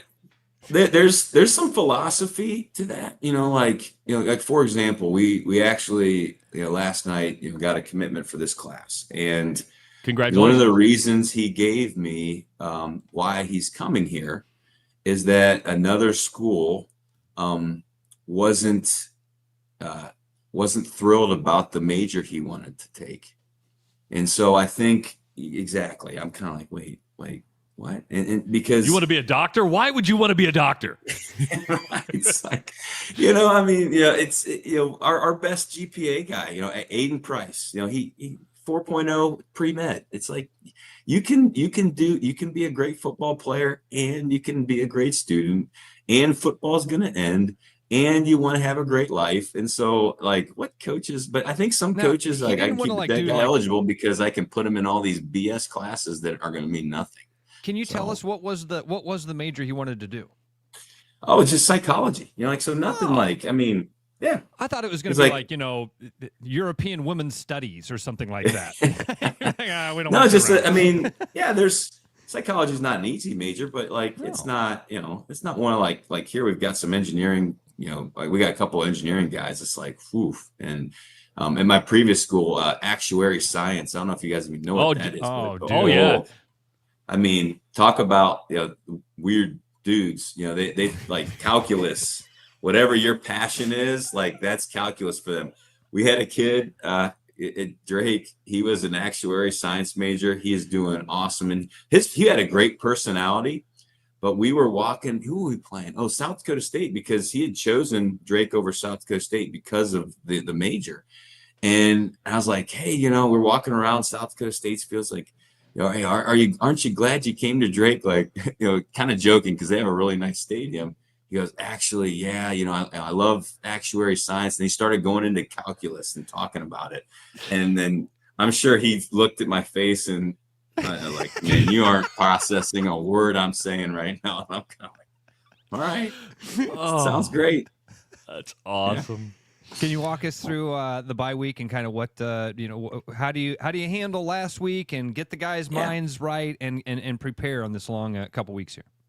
Yeah, last week, it's interesting, depending on the mindset and the psyche of your team, going into a bye week after a loss, could be a bad thing. We're fortunately in a good spot as far as morale is still high. There's still a long season ahead. And again, we actually talked about this yesterday after practice. One of the things that I've learned is, from my dad is like there's no such thing as a bad day, and there's no such thing as a bad thing. And while there may be an outcome you don't like, or maybe there's something you're going through that might suck, or is painful or hurts, you have the power to choose how that affects you, how you respond, how you move forward. And so our team has done a really good job of, hey, we did not play well, particularly on offense. Defensively, I thought we did well. We held them to 20 points, and I've always had the philosophy of like, you can figure out how to score 21. And so offensively, we need to improve. But a bye week, we're always looking three main goals that we're looking to accomplish. Number one, how can you get your team to feel as good as they possibly can physically? So there's some guys that are banged up. What are some of the processes and what's the programming look like here these next 2 weeks, to get him feeling, as close to back to normal as he possibly can, even though that's not really a realistic thing to feel as good as you felt in August. You're always going to feel, worse as the year goes on. So can we get our team healthy? Number one. Number two, it's an opportunity for our team to kind of flip the script. And what I mean by that is we have a bunch of young guys that are practice players. And those practice players, they don't really feel a ton of love. They get told like, hey, we appreciate you. Your role is important. How you, practice against us is going to have a direct, impact on the outcome of the game. But, they don't really get a chance to get coached a ton. And so we'll do we'll actually have our older guys, we'll give them a play sheet offensively, defensively, where they'll call the plays.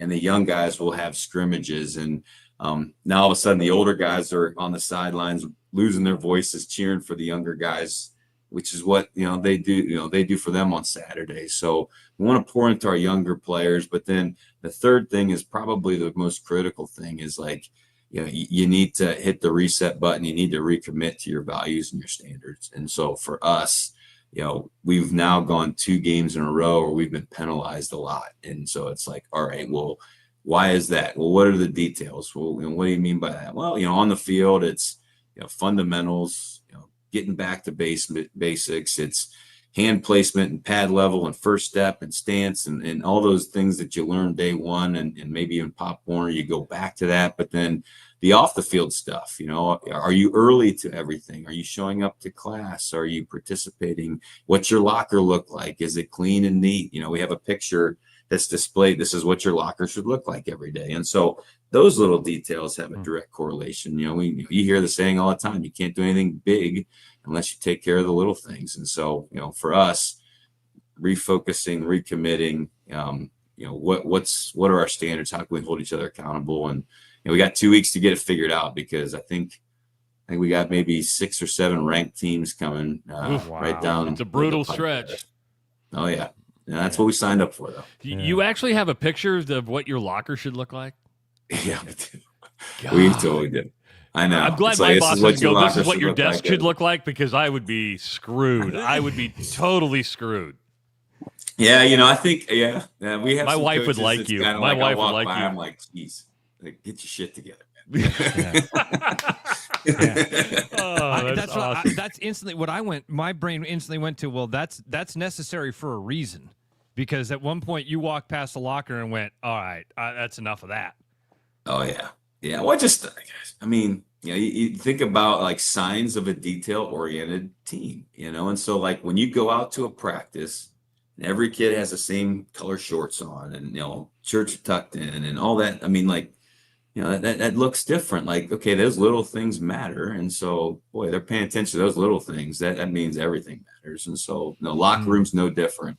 Clean and organized common areas. That's a big deal for us. And so, we want to make sure that, we leave it better than we found it. That's a saying that I learned from my dad a long time ago. We carry it over to here, and we leave our meeting rooms better than we found them. We leave our relationships better than we found them. All those kind of things. It applies to everything.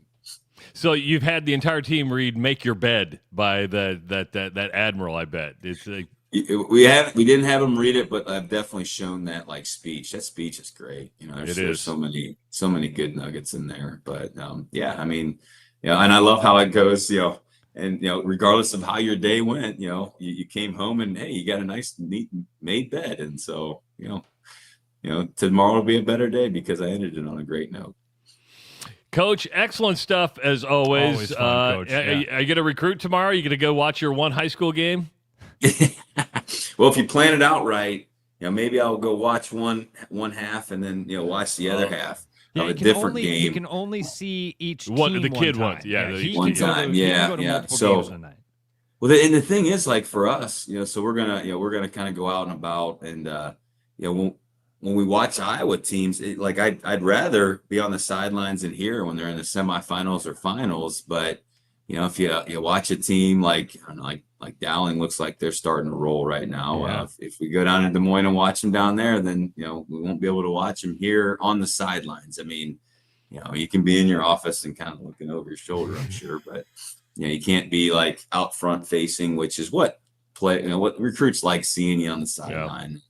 Yeah. That's a good perception to have. But yeah, where you screw up though is you go to a first half of one game and then you're getting ready to head the second half of the other game, and it's like a running clock because it's like a blowout. So you got to try to which games are going to be more competitive and go to that one in the second half. Hey, real quick, did you see that thing what's coming up this weekend with Lane Kiffin? Have you guys seen this thing on the internet with Lane Kiffin? Well, you mean his documentary? No. So his daughter. So there was a documentary. The E60 was on last night. It was fabulous. It was really good. Oh yeah, it was really good. It's like the multiple faces of Lane Kiffin. Yeah. He's kind of had this kumbaya, but his daughter. My daughter works at the University of Mississippi, so she runs student housing. honest to God, true story. They're giving a tour, and she's giving this tour to she's given 2 tours that she remembers. One was Arch Manning, and she didn't know who he was. So she's giving Arch Manning. She's like, I have no idea. She goes, Dad, why are all these? But she gave Lane Kiffin and his daughter a tour of the dorms, and that's my connection there. But so then his daughter ended up going to school there and is now dating a linebacker, the starting linebacker for Ole Miss, and that went on social media this week. It was like, oh my gosh, conflict of interest.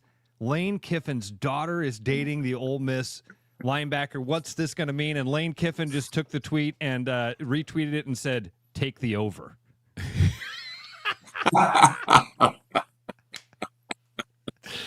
Oh, I just thought he's got a good sense of humor. He does. He handles it all well, Travis. I'm going to have to watch that E60 thing because I'm fascinated by him. I mean, he's been on all sides of the public ledger, man. Yeah, and he's had a crazy journey. Yeah, I mean, like just everything, college, professional with Saban. Like I'm sure there's great stuff about that too. Yep.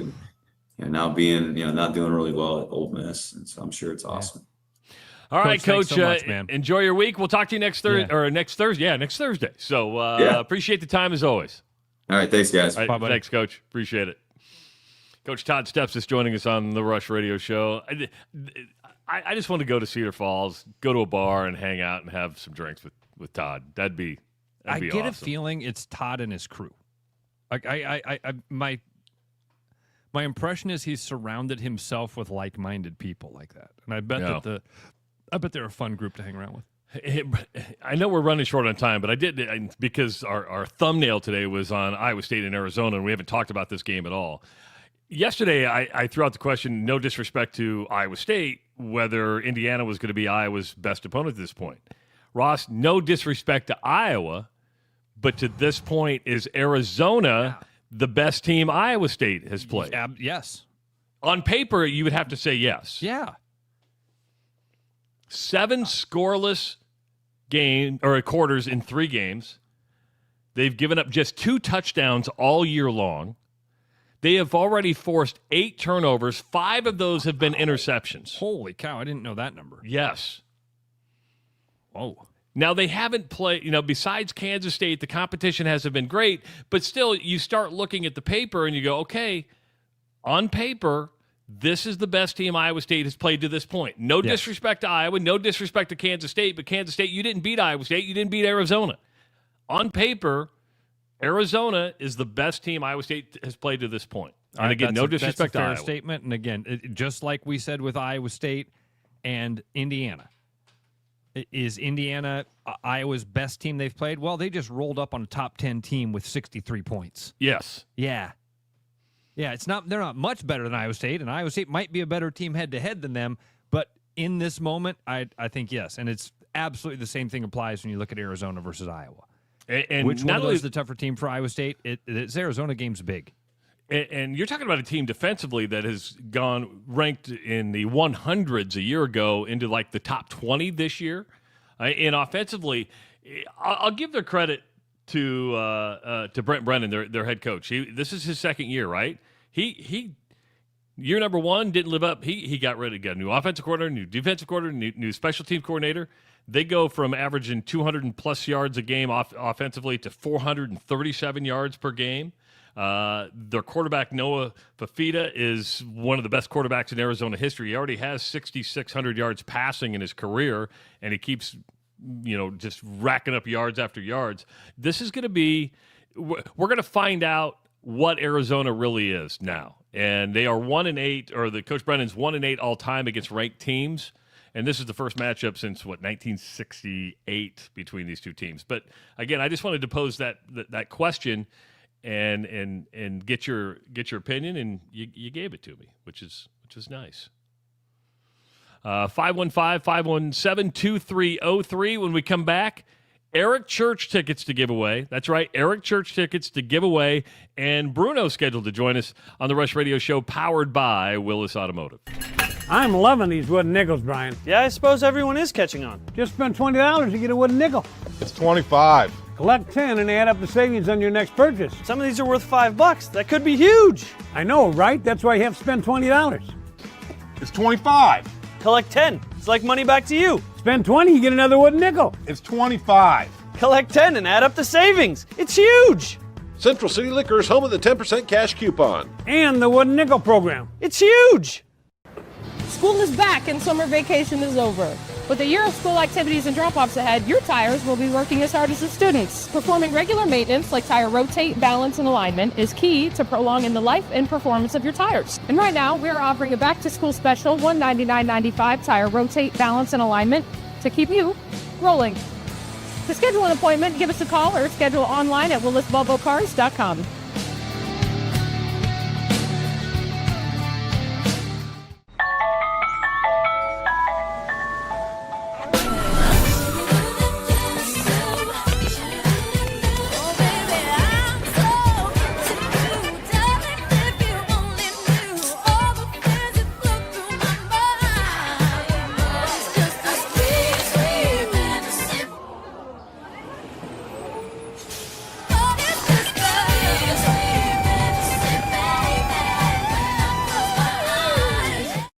After Hawkeye football games this fall, Travis and Ross are right where they belong, with you taking your calls and giving unfiltered feedback. Right after Hawkeye football games, it's the Black and Gold Rush on the rushradio.com, the TuneIn app, and on YouTube. Missing a quality home-cooked meal? You know, the kind Mom used to make? Lucky for you, we found her recipe book.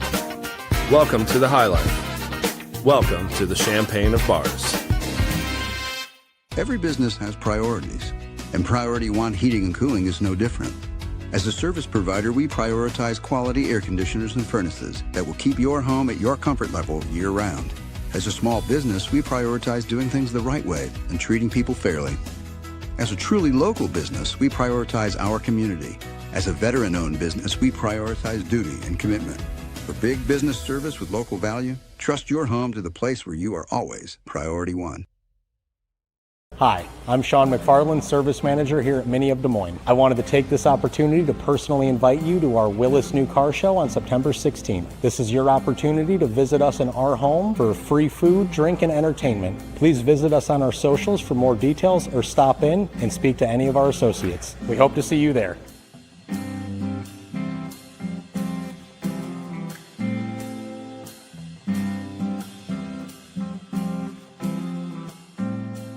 Rush, strong opinions, weak filters, and just enough sense to stay on the air. It's the Rush Radio Show, powered by Willis Automotive.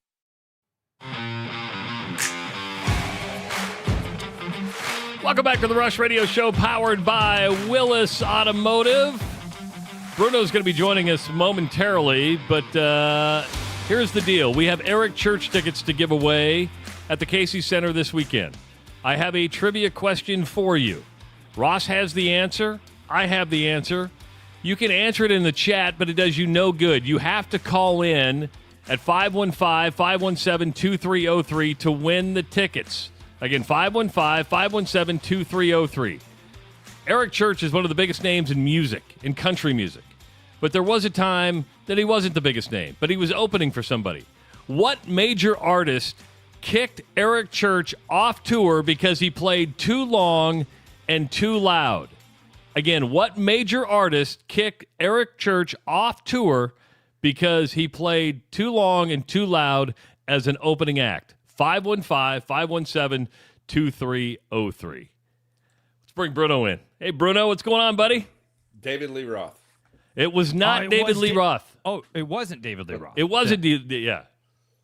Who, by the way, he's a freaking goofball. Like you're just figuring that out. But like, have you guys seen him recently? He's still out performing, and like, dude, those '80s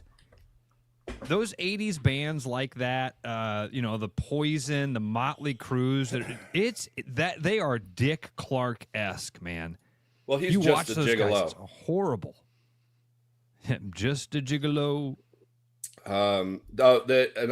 Also, from what I understand, for the first time, church attendance has dropped below 50% in America. Maybe it's not Eric Church, though. Just seeing a little bit of a resurgence here, actually, Bruno. All right, let's get to these in real. your life, huh? Let's see who this is.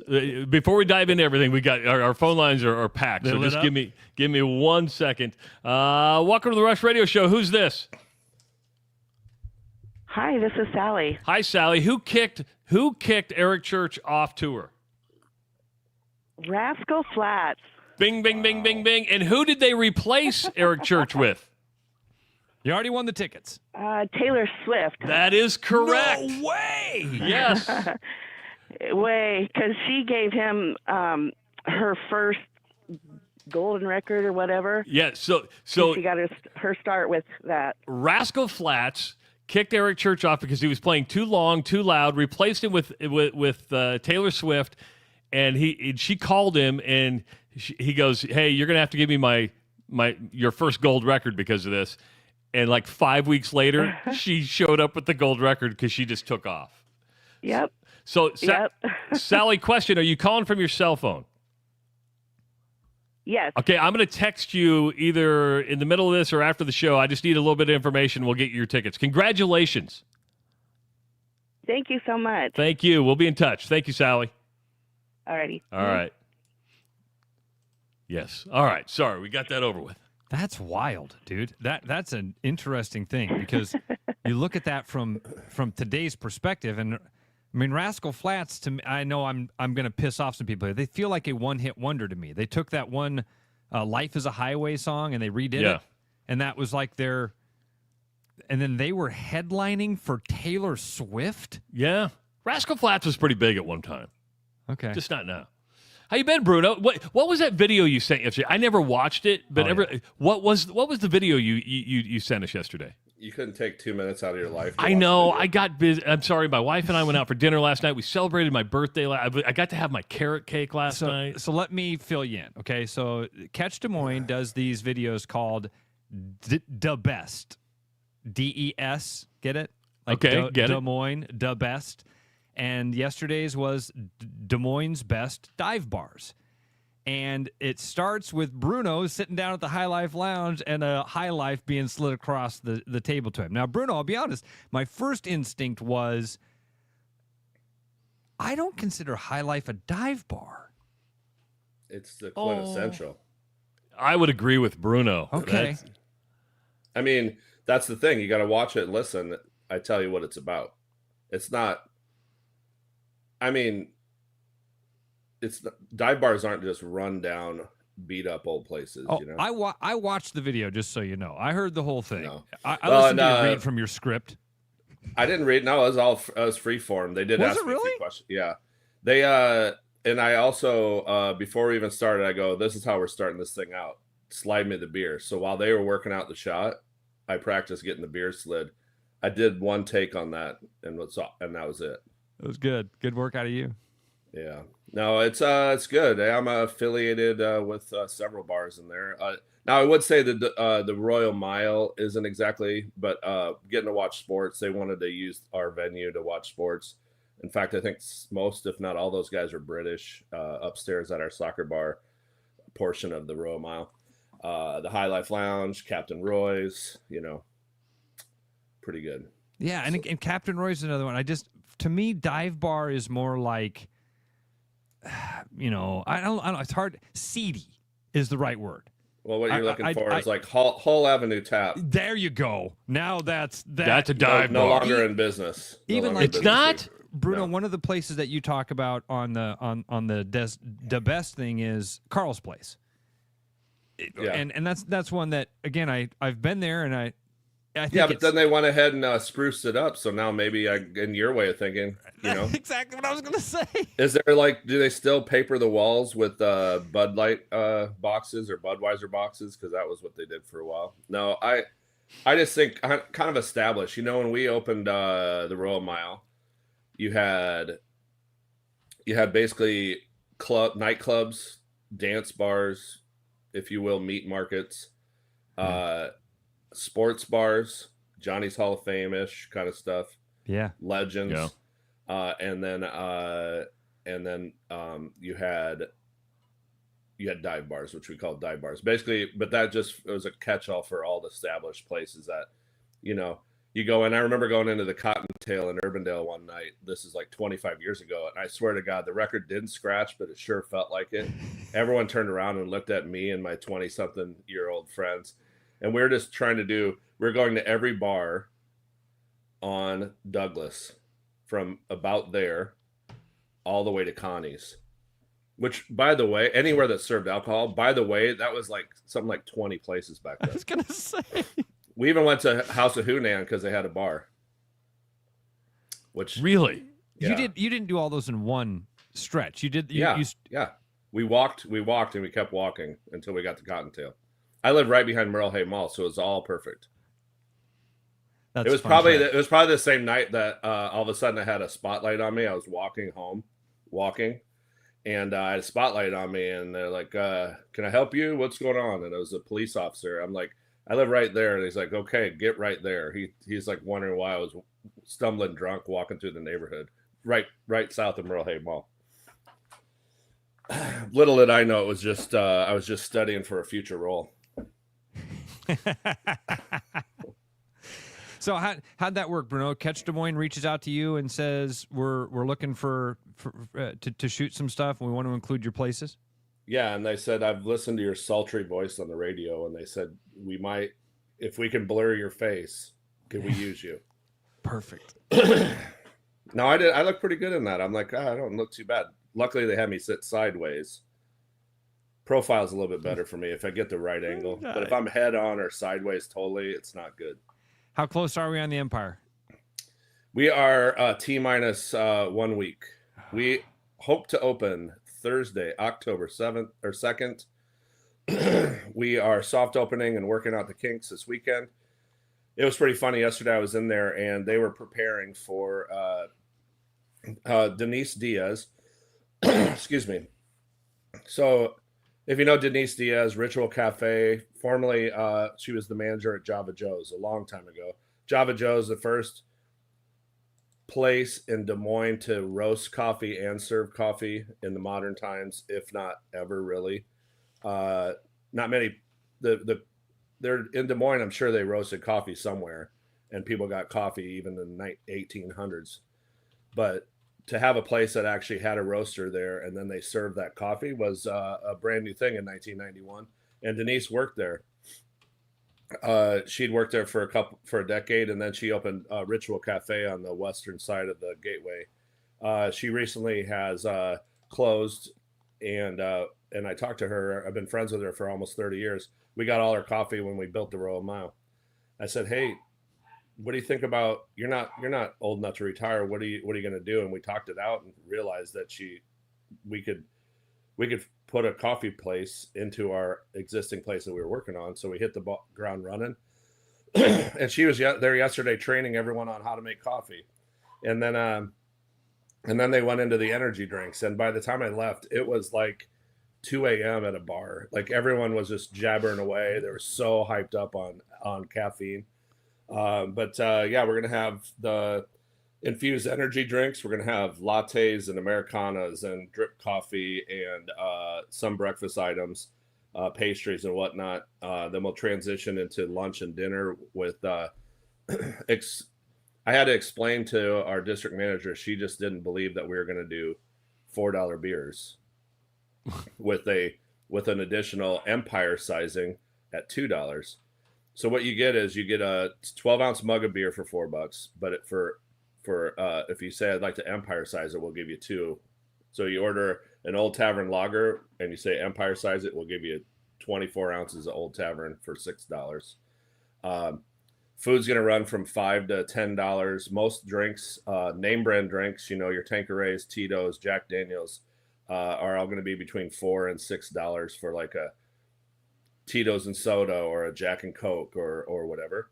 We're going to have those for between $4 to $6. So a lot of our drinks are going to be $4 to $6. A lot of our food's $5 to $10. Because everyone's on a budget these days and they need a deal, need a break. So we figured out a way to do it. And it's in the old Fongs, by the way. We didn't say this. It is completely transformed. There is no way that I could bring somebody into that room blindfolded and they would know where they're at, like where it used to be. We brought it back to the 1905, 120 years later, the 1905 Empire Bar, and it's going to be super fun. Breakfast starting at 7. It's smaller seating arrangements. I think I saw right. There's going to be like a. Is there like a deli counter or what? It's a walk-up service, self-service. We have a Coke machine, Coke, fountain. You go and get your own. You can order online on Toast, and you can come pick it up. But you walk in the front door and you put your order in. We'll give you a number. It's like Lamy. It's like Joe's Lamy. Yeah.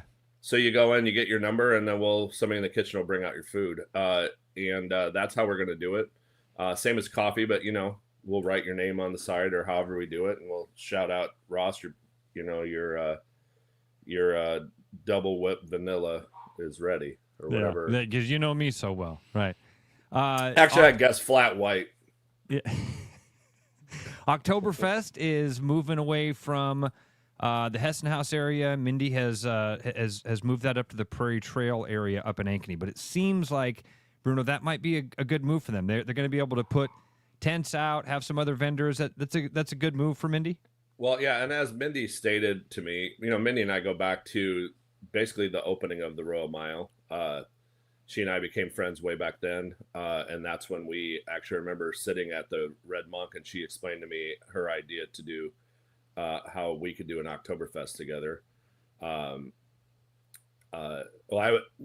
We did a Mix It Up. It was called Mix It Up. It was a singles and mingling kind of thing, and then we did it on the patio of the Royal Mile. Well, she and I and Andy got to talk, and my business partner Andy, and we talked about how we wanted to do an Oktoberfest, because the next thing we're going to do was the Hessen House, and we talked it out, and she helped us put on the very first Oktoberfest, which, by the way, had a parade from the state capitol all the way to the fest grounds. We were all riding we had some of our folks were all dressed up in superheroes, leaning out, throwing candy to out of a school bus to kids. One of my partners dressed up in a gorilla suit and threw bananas out to the crowd. We had a beer delivered by a horse. The golden keg was delivered by a horse, and it left in our next door neighbors, Mid-Air and Inc. They had a hearse, and we took the empty and we took it to the hearse and put it in the back, and it drove away into the sunset. Yeah, it's crazy to think that we did that, and that was nearly 20 years ago now. All right. She's got some cool stuff happening. So Saturday at 5:45, Travis, they're going to try to attempt a world record. Now, it's not sponsored by Guinness, but they're going to try to do the world's largest simultaneous shot ski. What's a shot ski? It's a ski. They take a literal ski and they attach shot glasses to it.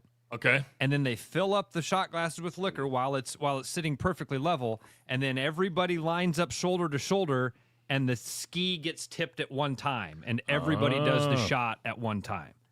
So they're going to try to do that to celebrate the 21st birthday of Oktoberfest. They're also going to be you want to have people at the right height, the same height, because shorter people and a taller person doesn't work quite out. Yeah. So it's going to be that'll be fun to see. Unlimited arcade games, free polka dancing lessons. Da da da da da da. Is the chicken dance a polka? I don't think so. They play it.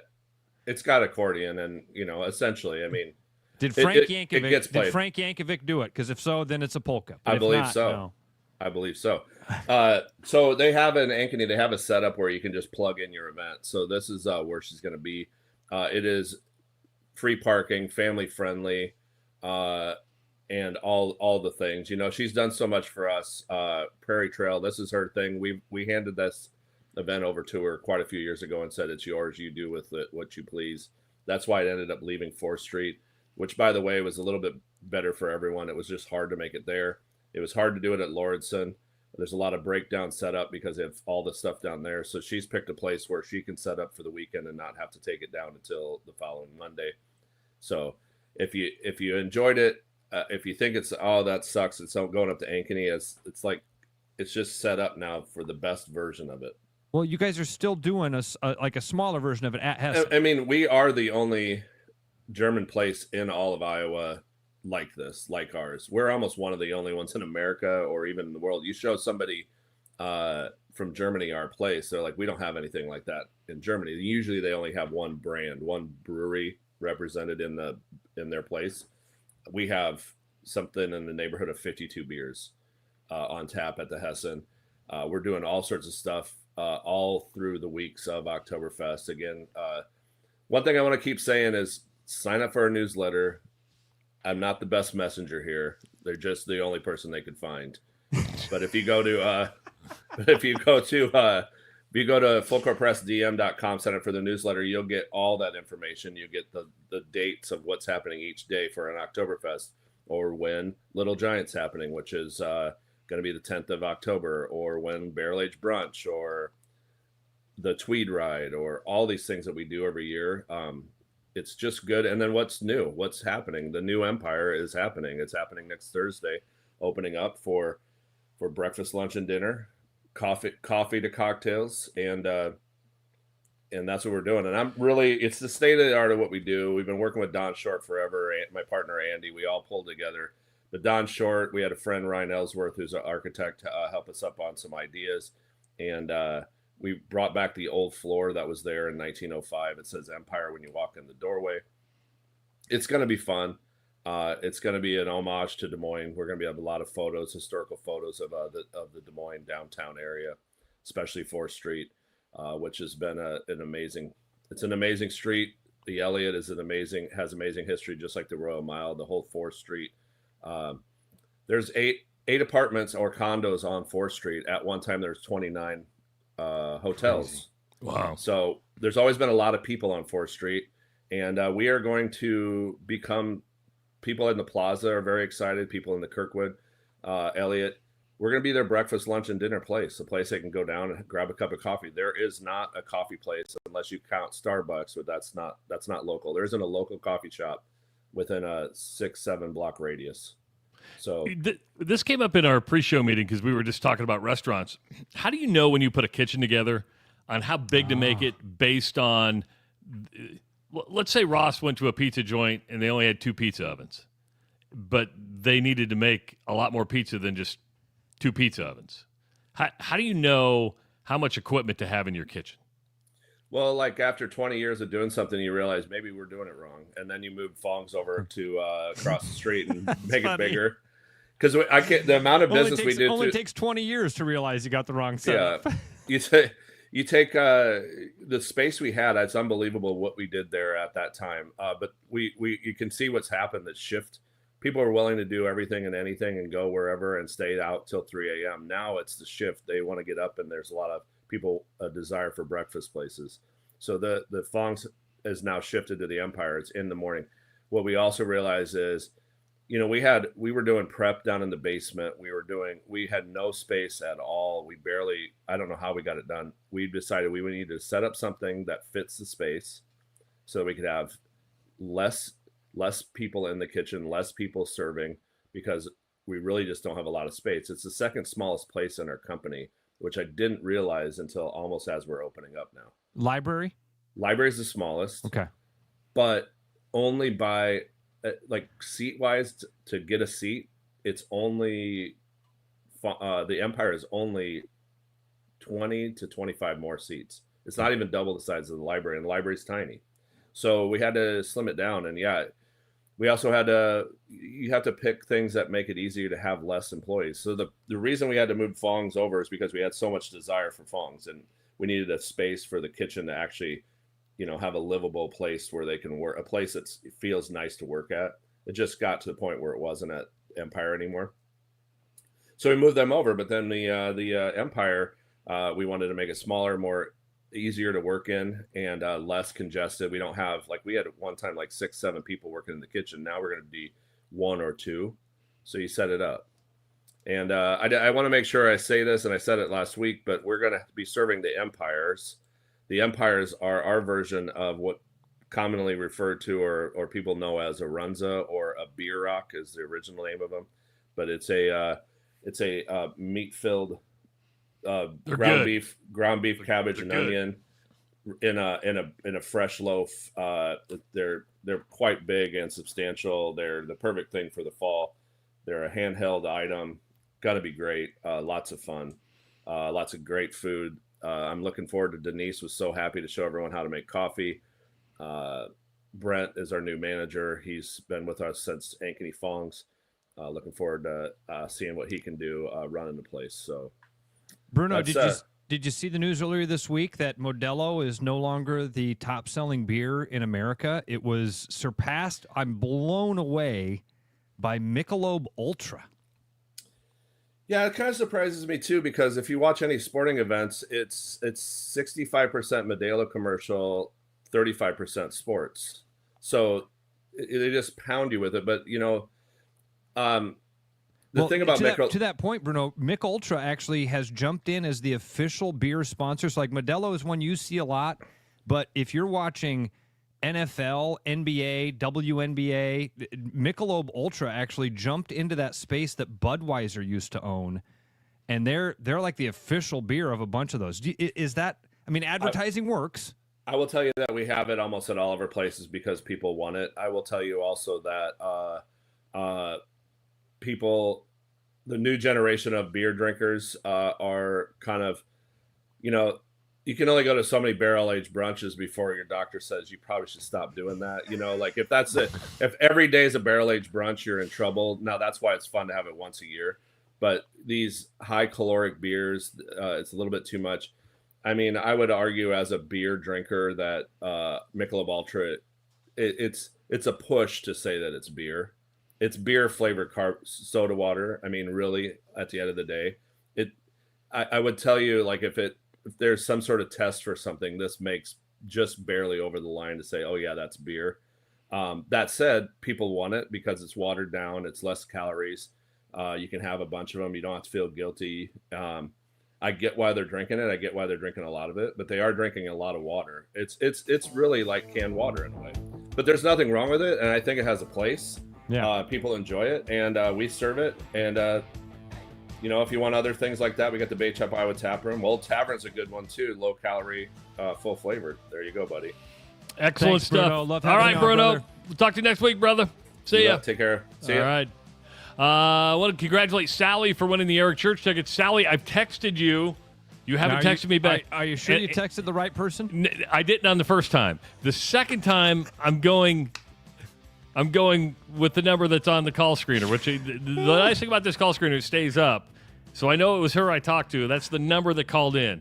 Sally. I got a text from the first person you text that says, you need a producer. I know, we do. We in the worst way. But Sally, I just texted you. Text me back or email me, travis@therushladio.com, and we'll get you your tickets. But I need some more information. We're going to wrap up today's show. We're back tomorrow. Tyler Kluver, host of the Washed Up Walk-Ons podcast, join us at 7:30. It is the Rush Radio Show powered by Willis Automotive. Body Armor. Real hydration with electrolytes. No artificial dyes and coconut water. Choose better. Body Armor. With over 260 beers on tap, El Bait Shop isn't just another craft beer bar. It's the best. Beer lovers know. El Bait Shop, 200 Southwest 2nd, Des Moines. There's a new spin on casual dining near Drake University. Lucky Horse Beer and Burgers. Craveable faves, flatbreads, delicious burgers, frozen cocktails, and a crazy cool vibe. Get to Lucky Horse Beer and Burgers today. Are you thinking about buying a home this year? Start by getting pre-approved with Gary Presnall at Northwest Bank in Des Moines to see how much you can qualify for and what loan programs meet your needs. Gary can get you pre-approved in 30 minutes or less with a pre-approval letter to you. Gary offers first-time home buyers programs, VA loans along with FHA, IFA, and conventional loans. Call Gary at 515-975-6767 or find his profile at nw.bank. Member FDIC Equal Housing Lender.